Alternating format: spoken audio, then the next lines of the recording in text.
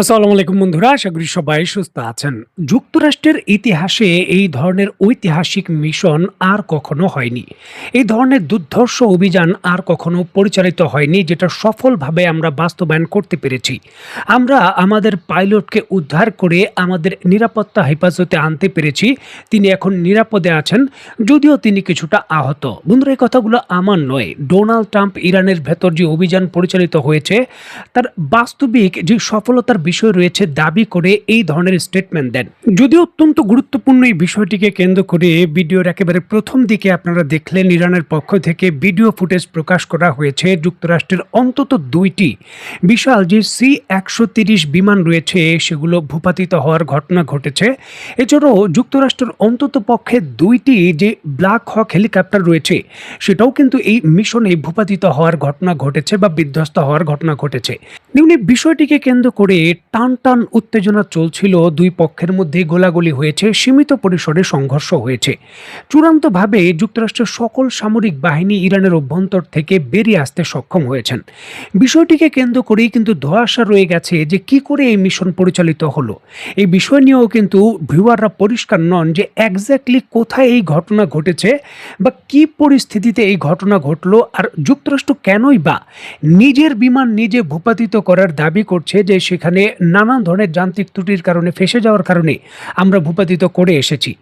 এত বড় বিমান C-130J, যেটা সাধারণ কোনো যে পাহাড়ি অঞ্চলে ল্যান্ডিং করার কথা নয়, সেটা কি করে ল্যান্ডিং করলো? অত্যন্ত গুরুত্বপূর্ণ এই বিষয়টিকে কেন্দ্র করে যুক্তরাষ্ট্রের দ্য নিউ ইয়র্ক টাইমসের মতো বড় সংবাদ মাধ্যম তাদের অনুসন্ধানী প্রতিবেদনে যে বিস্তারিত উল্লেখ করেছে তা দিয়ে ধাপে ধাপে এই মিশনের সকল কিছু পরবর্তী ভিডিওতে আপনাদের আমি বলবো।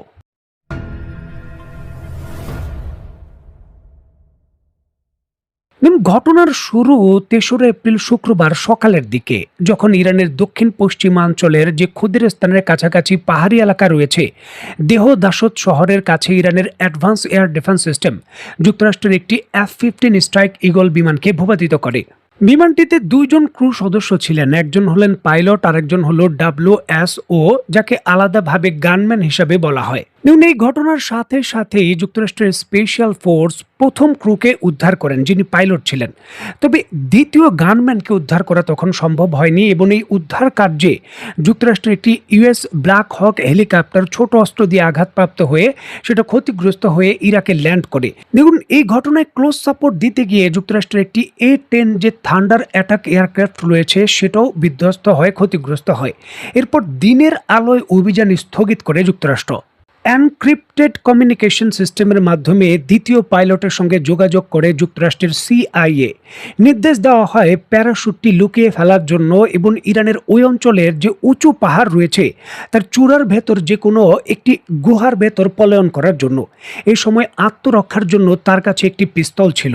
24 ঘন্টা যুক্তরাষ্ট্র পরিস্থিতি অবজারভেশন করে এবং বড় আকারের সামরিক অভিযানের পরিকল্পনা শুরু করে। স্ক্রিনে বর্তমানে আপনারা ইরানের দক্ষিণ পশ্চিমাঞ্চলীয় যে কোলাহ গাজী ন্যাশনাল পার্ক রয়েছে তার দৃশ্য দেখছেন। ইরানের কেন্দ্রীয় অংশে অবস্থিত একটি গুরুত্বপূর্ণ সুরক্ষিত প্রাকৃতিক এলাকা। এটি ইস্পাহানের প্রদেশের দক্ষিণ পূর্বে অবস্থিত এবং জাগস পর্বতমালার একটি অংশ।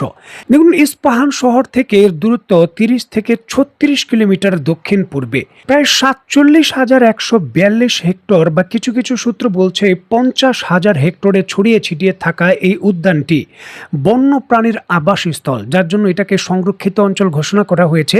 এখানে মানব বসতি তেমন একটা নেই।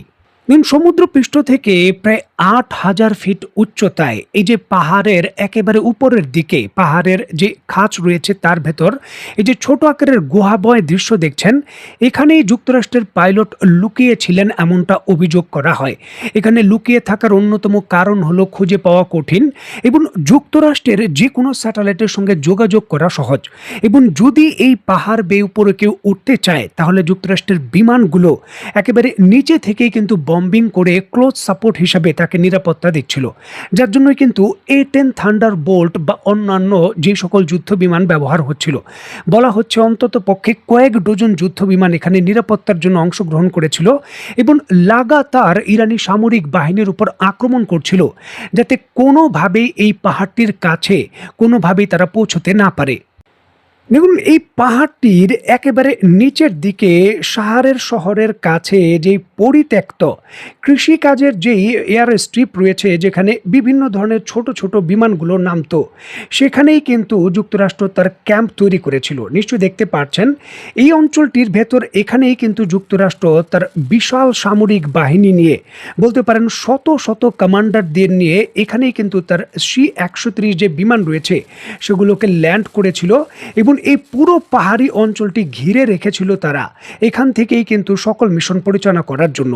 এখন যখন এই শত শত যারা এই যুক্তরাষ্ট্রের স্পেশাল ফোর্সের সদস্য রয়েছেন, যখন তারা এখানে এই বালুময় যে ল্যান্ডিং গিয়ার রয়েছে এখানে ল্যান্ড করে, তখন যুক্তরাষ্ট্রের 2টি যে C-130 বিমান রয়েছে সেগুলো জ্যাম হয়ে যায়।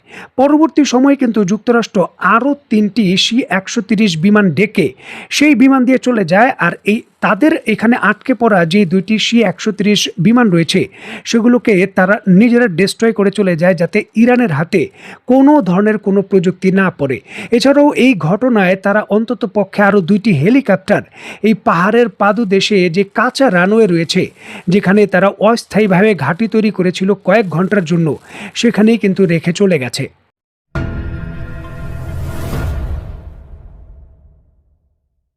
দেখুন, যুক্তরাষ্ট্র ইরানি সীমান্তের খুব একটা বেশি দূরে নয়, ইস্পাহান প্রদেশের ভেতর তার শত শত কমান্ডো, তার যুদ্ধ বিমান এবং তার যে লজিস্টিক সাপ্লাই রয়েছে তা নিয়ে আক্রমণ করেনি, বরঞ্চ উদ্ধার অভিযান পরিচালনা করেছে। কোনো শহর দখলের বিষয় নয়, শুধু একজনকে উদ্ধার করে নিয়ে আসা।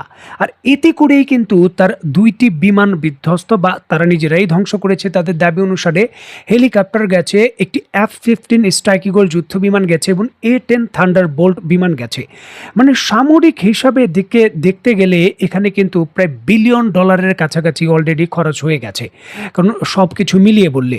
এখন ইরানের অভ্যন্তরে তারা যদি পদাতিক হামলা করতে চায়, সেখানে আরও বেশি রিসোর্স ব্যবহার করতে হবে।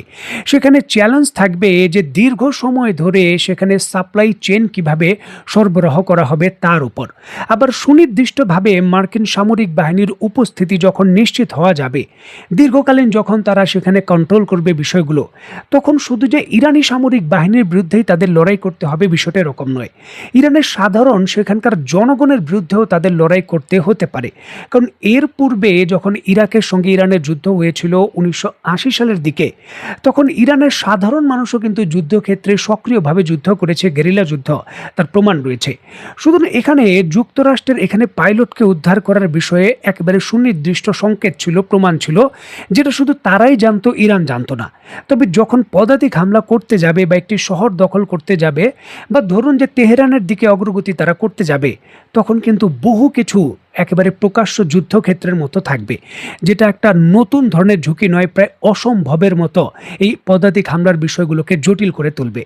দেখার বিষয়ে যুক্তরাষ্ট্র এই চ্যালেঞ্জ মোকাবেলা করে চূড়ান্তভাবে আসলে কি করে। তো বন্ধুরা, আজকের মতো বিদায়, নতুন কোনো ভিডিও নিয়ে আবার দেখা হবে। সে পর্যন্ত সবাই ভালো থাকবেন, সুস্থ থাকবেন এবং বাংলাদেশকে ভালোবাসবেন। আল্লাহ হাফেজ।